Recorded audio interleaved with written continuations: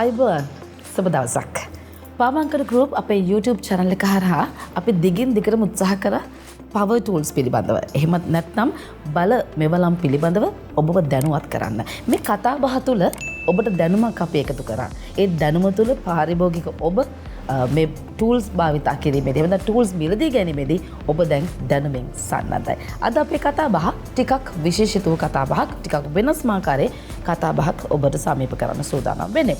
මේ පිළිබඳ පළපුරුද්දක් තියෙන, මේ පිළිබඳ අත්දැකීම් තියෙන කෙනෙක් අදත් වෙනද වගේම අපේ කතා බහට එකතු වෙනවා. ජාතික තරුණ සේවා සභාවේ විශේෂ උපදේශකවරයෙක්, ඒ වගේම තමයි පුහුණු කල්පනාකරු චමල් නිරෝෂන් මහත්මයා අද අපිත් එක්ක ඉන්නවා. අයිබෝන් කියලා ඔබතුමා පිළිගන්නවා. අයිබෝන්. චමල් මහත්මයා, අපි වෙනද කතා බහ කරාට වඩා වැඩි වෙනසක් තියෙන ටූල් වර්ගයක් අද කතා කරන්නේ. අද කතා කරන්නේ ගෙදරට සමීප, ගෙදරක පාවිච්චියට ළඟම තියෙන්න ඕන කියලා විශ්වාස කරන උපකරණයක් පිළිබඳව තමයි අපි කතා කරන්නේ. මේ උපකරණය සිදුරක් විද ගන්න තියෙන ආයුධයක්. මෙය බල ආයුධයක් වෙන්නේ කොහොමද කියලායි මම ඉස්සෙල්ලා පොඩ්ඩක් කතා කරන්න හිතන් ඉන්නේ. මේ ආයුධ හඳුන්වා දීමට කලින් අපි මේ සිදුරු විදගත්ත ආකාර කීපයක් තියෙනවා. බුරුමෙන් තමයි අපි ඉස්සෙල්ලාම සිදුරු විද්දේ. සිදුරක් විදින යන කාලය සහ ශ්‍රමය ගත්තන් පස්සේ අධික වෙහෙසක් ගෙන දෙන කටයුත්තක්. ඊට පස්සේ විදුලි බලයත් එක්ක මේ ආයුධ අපිට හඳුන්වා දුන්නා. දැන් අපිට බොහොම පහසුවෙන් සරලව ක්ෂණිකව මේ සිදුරු විද ගැනීමේ හැකියාවක් තියෙනවා. ඉස්සර මෙම බල ආයුධ ගත්තන් පස්සේ මේවා එක දිශාවකට විතරයි කැරකුණේ. අපි කියන දක්ෂිනාවර්තව කැරකනවා කියලා. මේ බල ආයුධ වාමාවර්තවත්, ඒ කියන්නේ දෙපැත්තටම කරකවා ගැනීමේ හැකියාව තියෙනවා. ඊට අමතරව ලීයක් විදිනවා වගේ නෙවෙයි කොන්ක්‍රීට් එකක් විදිනකොට.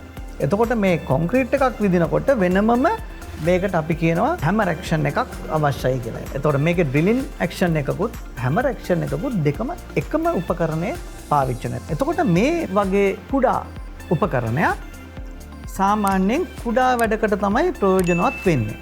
එතකොට දැන් අපි දන්නවනේ කුඩා උපකරණයක් කුඩා වැඩ වගේම ලොකු වැඩවලට බෑ කියලා. එතකොට අපි තෝරා ගැනීමේදී ගොඩක්ම සැලකිලිමත් වෙන්න ඕන. අපි පාවිච්චි කරන්නේ මොන වගේ ක්ෂේත්‍රයකටද, එහෙම නැත්නම් මොන වගේ වැඩ කාණ්ඩයක් සඳහාද කියන එක. එතකොට අපිට මේකෙන් බෑ එක දිගට පැය 24ක් විතර ඉන්ඩස්ට්‍රි එකේ කරනවා වගේ වැඩක් ගන්න බෑ. ගන්න පුළුවන් වැඩ පිළිබඳව ඇත්තටම සැලකිලිමත් වෙලා නිවසකට සරිලන කුඩා වැඩ කොටසක් කර ගැනීම සඳහා මේ වගේ උපකරණයක් අපිට පාවිච්චි කරන්න පුළුවන්. වෙළඳපොලේ තියෙනවා ටිකක් වැඩි, එහෙම නැත්නම් හෙවි ඩියුටි කියලා අපි කියනවා. නිතරම පාවිච්චි කරන්න ගන්න, එහෙම නැත්නම් ඉන්ඩස්ට්‍රි එකේ පාවිච්චි කරන්න ගන්න පුළුවන් මේ වගේ උපකරණක් තියෙනවා. එතකොට මේ උපකරණ වලට වඩා මේ උපකරණය පාවිච්චි කිරීමෙන් උපකරණයේ කල්පැවැත්ම රඳා පවත්වා ගැනීමට හැකියාව තියෙනවා. චමල් මහත්මයා බොහොම හොඳ පැහැදිලි කිරීමක් කළා මේ ටූල්ස් කොහොමද භාවිතා කරන්න සහ මේ ටූල්ස් භාවිතා කරද්දී ඔබ ලබාගත යුතු අත්දැකීම් විශේෂයෙන්ම අහන්න ඕනම කියලා තමයි අපි පාවිච්චි කරන වැඩ යනුවත් මේ ටූල්ස් දෙක වෙනස් වෙනව නේද? ඔව්, පැහැදිලිවම කරන වැඩ යනුව කියන්නේ මම පොඩ්ඩක් පැහැදිලි කරන්න. ගෙදරක සිදුරක් විදින්න තියෙන පෘෂ්ඨ ගත්තන් පස්සේ මෘදු සහ රළු පෘෂ්ඨ විදියට අපිට වෙන් කරන්න පුළුවන්. දැන් අපි මෘදු වැඩ සඳහා මේක බොහොම පහසුවෙන් පාවිච්චි කිරීමේ හැකියාව තියෙනවා. නමුත් රළු වැඩ කියන්නේ විශේෂයෙන්ම කොන්ක්‍රීට් විදින වැඩ සහ කොන්ක්‍රීට් කඩන වැඩ. එතකොට දැන් මේක පැහැදිලිවම පොඩි කොන්ක්‍රීට් එකක් විද ගැනීමේ හැකියාව තියෙනවා. නමුත් මේකේ කොන්ක්‍රීට් කඩන්නවත් ඒ වගේ රළු වැඩකට මේක පාවිච්චි කරන්න බෑ. තව විශේෂත්වයක් තමයි මේ මැෂින්ස් ගත්තන් පස්සේ මේවා වොට් ප්‍රමාණය අනුව කාර්යයන් වලට ගැලපෙන වොට් ප්‍රමාණයේ උපකරණයක් තෝරා ගන්න ඕන. මේ උපකරණ විවිධ වොට් ප්‍රමාණ වලින් නිර්මාණය කරලා තියෙනවා. එතකොට ගෙදර පාවිච්චිය සඳහා ගැලපෙනම වොට් ප්‍රමාණයෙන් යුතු මැෂින් එක තෝරා ගන්න ඕන. ඉන්ඩස්ට්‍රි එකේ ඒ විදියමයි නිර්මාණය කරලා තියෙනවා කොන්ක්‍රීට් විදින්න. ඊළාට දැන් අපි දන්නවා රළු කොන්ක්‍රීට් තියෙනවා, මෘදු කොන්ක්‍රීට්. එතකොට ඒ වගේ දේවල් වලදී පාවිච්චි කරන විශේෂයෙන් කොන්ක්‍රීට් කඩන්න. එතකොට කොන්ක්‍රීට් කැඩීම සඳහා මේ ඉන්ඩස්ට්‍රි වුණත් මේ උපකරණය භාවිතා කිරීම සුදුසු නැහැ.